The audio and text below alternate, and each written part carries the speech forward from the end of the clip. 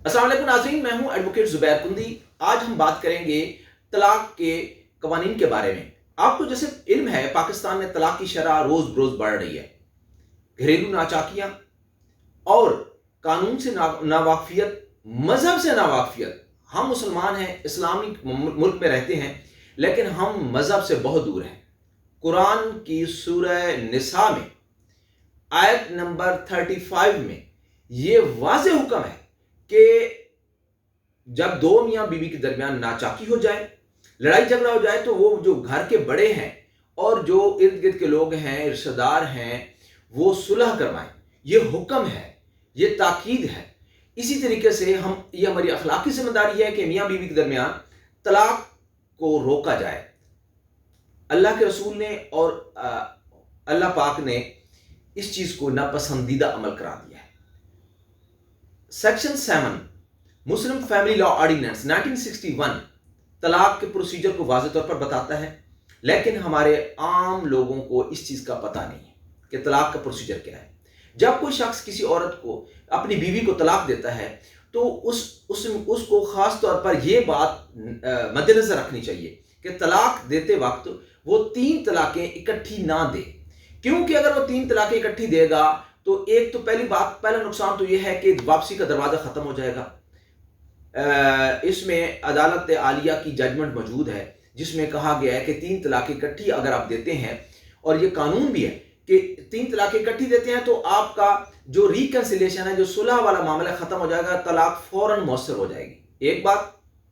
دوسری بات یہ کہ سیکشن 7 سب سیکشن 2 یہ کہتا ہے کہ اگر کوئی مرد اپنی بیوی کو طلاق اکٹھی 3 طلاقیں دیتا ہے، تو وہ قانون کی خلاف ورزی کرے گا اور قانون اس کے خلاف حرکت میں آئے گا، اور اس شخص کو 1 سال سزا اور 5,000 جرمانہ ہو سکتا ہے۔ کتنے لوگوں کو یہ پتہ ہے؟ بہت عام لوگوں کو پتہ نہیں ہے اس چیز کا کہ 3 طلاقیں، اکثر رواج ہے یہاں پہ پاکستان میں کہ 3 طلاقیں اکٹھی، طلاق ثلاثہ کا نام دے کر اکٹھی بھیج دی جاتی ہیں، جو کہ مذہبی طور پر بھی منع ہے اور ملکی قانون بھی اس کو رد کرتا ہے۔ اسی طرح سے کسی بھی پریگننٹ خاتون کو، اگر کوئی خاتون پریگننٹ ہے، اس کو طلاق نہیں ہو سکتی جب تک وہ اس کی ڈیلیوری نہیں ہو جاتی۔ ایک اور اہم مسئلہ یہ ہے کہ طلاق جو ہے، طلاق احسن، طلاق حسن اور طلاق بین، یہ 3 قسم ہے طلاق کی۔ طلاق بین کو یہ 3 طلاق ثلاثہ کہا گیا ہے۔ اچھا، جب طلاق کو شخص عورت کو طلاق دے رہا ہے، بیوی کو طلاق دے رہا ہے، تو وہ کیا کرے؟ سب سے پہلے وہ یونین کونسل کے چیئرمین کو ایک نوٹس بھیجے کہ میں نے فلاں کو، میری بیوی ہے، اس کو میں نے طلاق دے دی، اور اس میں ریزن بھی لکھے کہ اس ریزن کی وجہ سے طلاق دی ہے۔ اگر کوئی ریزن نہیں لکھتا تو وہ خاتون اس کے خلاف ڈیمیجز کا کیس کر سکتی ہے، ہرجانے کا دعویٰ کر سکتی ہے کہ بغیر کسی وجہ کے مجھے طلاق دے دی۔ اور اس کے بعد ایک اور چیز ہے کہ وہ ایک نوٹس کی کاپی جو ہے وہ اپنی بیوی کو بھیجے گا۔ اسی طرح 3 ماہ مسلسل یہ عمل جاری رہے گا۔ یونین کونسل کوشش کرے گی دونوں میاں بیوی کو ملا کر صلح کروانے کی، جیسے قرآن میں حکم ہے، اخلاقی ایک حکم بھی ہے۔ سیکشن 10 جو ہے وہ فیملی لا ایکٹ کا یہ کہتا ہے کہ جب میاں بیوی کے درمیان اگر کسی قسم کی عدالت دیکھتی ہے کہ جب کوئی کیس آتا ہے خلا کا، تو عدالت کو فرض ہے، عدالت پر عدالت ڈیوٹی باؤنڈ ہے کہ وہ ان کے درمیان ریکنسیلیشن کی پروسیڈنگ کروائے اور صلح کا پروسیس ہو۔ اسی طرح سے جب کوئی عورت اگر خلا لیتی ہے، خلا کی ڈگری کا یہ مقصد نہیں ہوتا کہ فوراً طلاق ہو گئی، جو کہ غلط عام بات پھیلی ہوئی ہے۔ خلا کی ڈگری کے بعد لوگ خلا کی ڈگری لیتے ہیں، 3 ماہ پورے کرتے ہیں، اور وہ جناب سرٹیفکیٹ بھی نہیں لیتے اور آگے شادی کر لیتے ہیں، جو کہ غلط ہے۔ عدالت کی ججمنٹس موجود ہیں جس میں کہا گیا ہے کہ ایسی طلاق غیر مؤثر ہوگی جب تک یونین کونسل کا جو چیئرمین یونین کونسل ہے وہ سرٹیفکیٹ جاری نہیں کرتا۔ سیم سیکشن 7 کا پروسیجر اڈاپٹ کیا جائے گا جو عام طلاق کے پروسیس میں ہوتا ہے۔